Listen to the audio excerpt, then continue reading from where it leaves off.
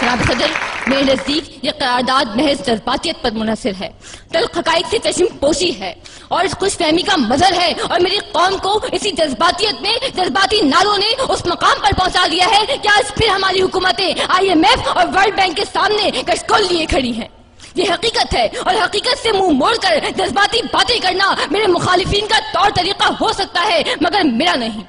یہ حقائق روز روشن کی طرح ہر باشعور، سمجھدار اور درد مند دل رکھنے والے پر آیا ہے کہ ملک کی معیشت آج کہاں کھڑی ہے۔ ایک طرف اقلیت کی عیاشیاں ہیں، دوسری طرف عوام کی خودکشیاں ہیں، مائیں اپنے حمل اور باپ اپنے ہاتھوں سے اپنی نسل ضائع کر رہے ہیں۔ جس باپ نے بھوک اور بے روزگاری کے ہاتھوں پاگل ہو کر اپنے ہی بچے دریائے راوی میں پھینک دیے، اس کے لیے گنگا، جمنا اور راوی میں کیا فرق ہوگا؟ لگاؤ، تم آزادی کے نعرے لگاؤ اور ان نعروں سے ہمیں بہلاؤ۔ میں اگر بھوک کی شدت کا گلا کرتا ہوں، تم عقیدوں کے غبارے مجھے لا دیتے ہو، میرے ملبوس کے پرہول شگافوں کے عوض کتنی تقدیس سے فرمانے حیا دیتے ہو۔ محترم صدر، ہم آزاد نہیں ہیں کہ میرے اس ملک میں ہماری کمزور معیشت کی وجہ سے عملی طور پر ہم امریکہ کے غلام ہیں۔ جذباتی باتیں کرنے والوں، کیا ہماری سرزمین پر ڈرون طیاروں کے حملے نہیں ہو رہے؟ صلاحیت رکھنے کے باوجود ہماری جرت نہیں، ہماری بھوک، ہماری غربت، ہماری کمزور معیشت ان طیاروں کو گرانے سے روکے ہوئے ہے۔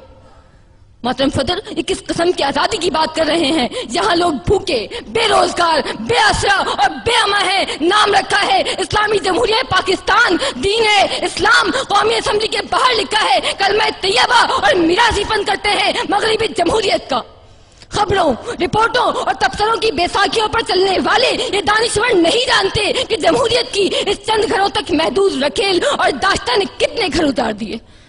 محترم صدر، میں قائد ایوان کے سوال کے جواب میں سوال کرتی ہوں کہ کیا ہمیں پاکستان اسی لیے دیا گیا تھا کہ ہم یہ دیکھیں کہ لاقانونیت اور معاشرے کی جڑوں میں تیزاب کی طرح پھیلی ہوئی کرپشن اپنی آخری حدود سے بھی تجاوز کر چکی ہے، ڈینجر زون عبور کر چکی ہے، معمولی سے معمولی اور جائز کام کے لیے بھی دام درکار ہے۔ سماج ایک شفاف منڈی میں تبدیل ہو چکا ہے جہاں قدم قدم پر میرٹ مطلوب ہے، جہاں محکمہ تعلیم جہالت کی تھوک منڈی ہے، جہاں عدالتوں میں انصاف ملتا ہے، جہاں قانون ساز قانون کی بوٹیاں نوچنے میں فخر محسوس کرتے ہیں، اور جہاں عوام اور اقتدار دو مختلف بلکہ متضاد قوتوں کا نام ہے۔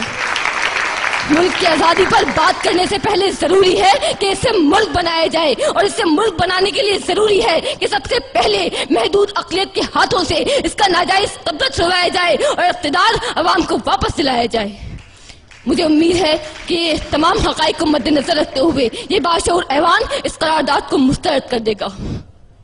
جس دیش کے کوچے کوچے میں، جس دیش کے کوچے کوچے میں افلاس آوارہ پھرتا ہو، جس دیش کے کوچے کوچے میں افلاس آوارہ پھرتا ہو، جو دھرتی بھوک اگلتی ہو، جو دھرتی بھوک اگلتی ہو، جہاں دکھ فرش سے گرتا ہو، جہاں بھوکے ننگے بچے بھی آہوں پر پالے جاتے ہوں، جہاں سچائی کے مجرم بھی زندہ میں ڈالے جاتے ہوں، جہاں مظلوموں کے خون سے محل اپنے دھوئے جاتے ہوں، اس دیش کی مٹی برسوں سے یہ دکھ جگر پہ سہتی ہے اور اپنے دیش کے لوگوں کو جشن آزادی مبارک کہتی ہے، جشن آزادی مبارک کہتی ہے۔